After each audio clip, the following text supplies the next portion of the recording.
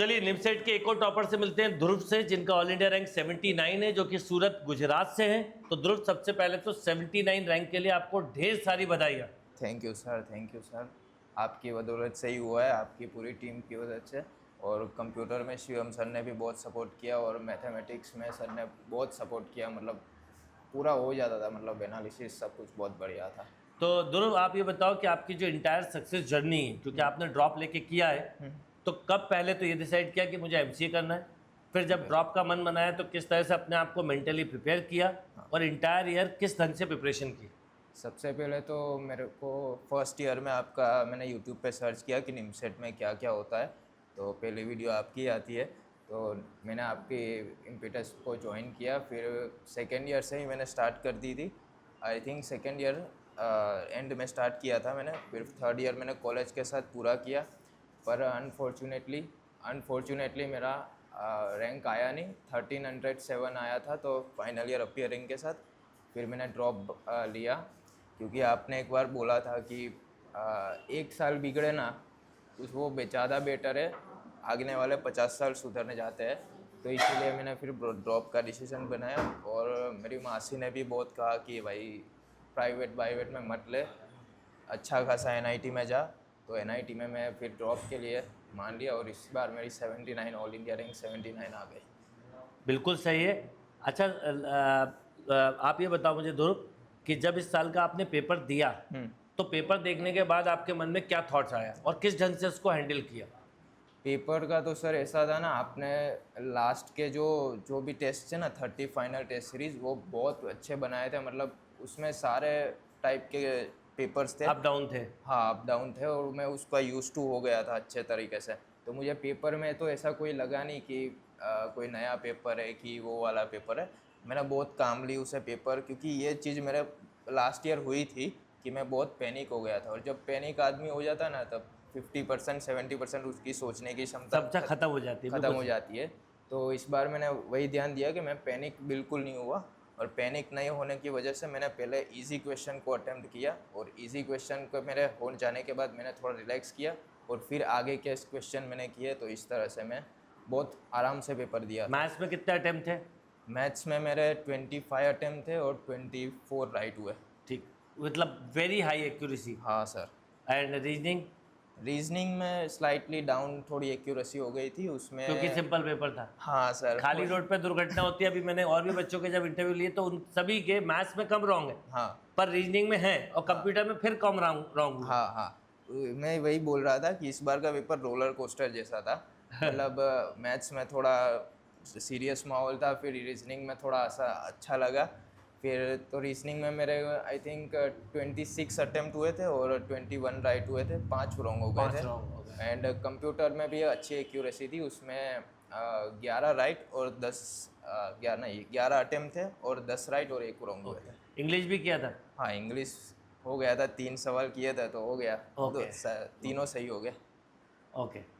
तो अब एक बार बताओ कि ध्रुव, आप अपने जूनियर्स को क्या मैसेज देना चाहोगे? वो इस साल किन बात, अगर वो ड्रॉप ले रहे हैं तो, क्योंकि अब पेपर का अपन देखें तो पिछले 3 साल से सेट बदल गया, वो इजी वाला पेपर तो नहीं रहा। सही। तो आपका क्या मैसेज होगा उनको कि वो एक अच्छी और टॉप रैंक अचीव कर सके? ओके, सो जूनियर्स को एक ही मैसेज है कि आप ना पहले कि वो वाला थॉट निकाल दीजिए कि निमसेट अभी इजी आना लगा है, क्योंकि पिछले 3 सालों से निमसेट ने पूरा अपना पैटर्न चेंज कर दिया है। और अभी जो आप इजी क्वेश्चन इजी थियरी से काम चलाते हो वो नहीं चलेगा। अभी थोड़े टफ लेवल की भी प्रैक्टिस करनी होगी, जो सर करवाते हैं, और सर के मॉक भी बहुत बढ़िया होते हैं, निमसेट लेवल के भी होते हैं, तो वो फॉलो कीजिए और सर की हर बात मानिए और कंसिस्टेंट रहिए, हार्डवर्क कीजिए। और जो मेन थिंग होती है ना कि वो एक फ्रेशर फेस करता है कि वो पैनिकनेस उसके लिए बहुत नया होता है।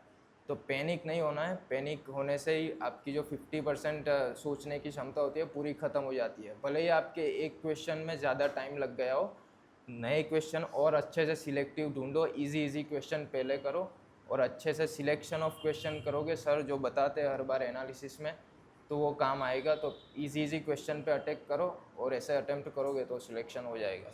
बिल्कुल सही बोला ध्रुव। तब आप एनआईटी जाके भी ऐसे ही परफॉर्म करिए, Yes, sir. और ऐसे टॉप करिए और टॉप प्लेसमेंट भी लीजिए।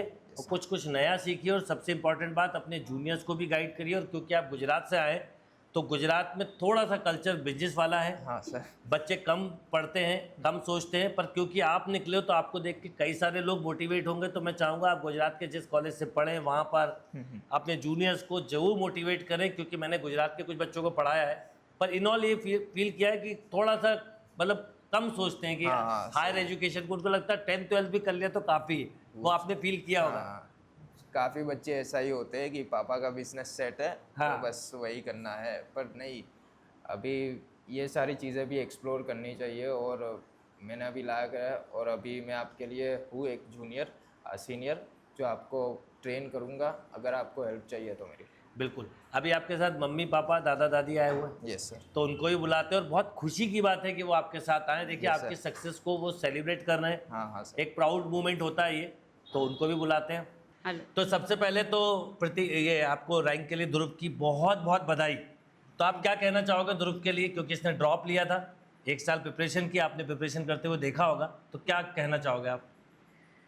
मैं सर आपको धन्यवाद कहना चाहती हूँ। Thank you. मेरे ध्रुव ने उसके पापा के वो काम की वजह से ड्रॉप लिया तो मेरे को बहुत अच्छा हुआ, वरना वो नहीं ड्रॉप लेना चाहता था। पर मैं उसकी मौसी है, उसने बहुत उसको समझाया 1 साल जाने दो और ड्रॉप ले लो। तो मेरी सिस्टर का, मेरे मम्मी पापा और मेरे सास ससुर का सबका वो मैं धन्यवाद कहना चाहती हूँ। और सबसे ज़्यादा तो सर मैं आपका धन्यवाद कहना चाहती थैंक हूँ। यू। ध्रुव पर की आप भी अपनी मैं सिस्टर का भी बोलिए, मौसी जिन्होंने अभी इसने इंटरव्यू में बोला था, हाँ। एक्चुअल में उनका बहुत सपोर्ट रहा कि कंप्रोमाइज मत करो। हाँ, नहीं उसकी मासी का तो था ही कॉम्प्रोमाइज़ नहीं करने का। वो बोला था कि 1 साल वो निकाल दे तो अच्छा रहेगा, कि पापा की वो मजबूरी की वजह से बोल रहा था कि मम्मी मैं कर दूँ। पर नहीं, उसको मासी को बहुत समझाया, फिर मैंने समझाया तो ध्रुव मान गया, तो उसने तुम्हारी चलो बहुत ही अच्छी बात है। आप क्या कहना चाहोगे सर? मैं एक इलेक्ट्रीशियन हूँ, उनको एक बार ले गया था जॉब पे, कॉलेज चालू था BCA, फिर उनको बताया तो वो बोले बहुत हार्ड वर्किंग है तो मेरे को यही करना पड़ेगा। तो मैं बोला ये मत कर, तू ये कुछ पढ़ लिख। फिर तुम्हारा गाइडेंस मिला शरद सर का तो अच्छा लगा। तो फिर वो मैं बोले एक साल ब्रेक ले ले, कोई वांधा नहीं, आप उन पैसा थोड़ा कमा लेंगे। फिर उसको अच्छा लगा और 79% लाया तुम्हारी वजह से। Thank you sir. Thank you.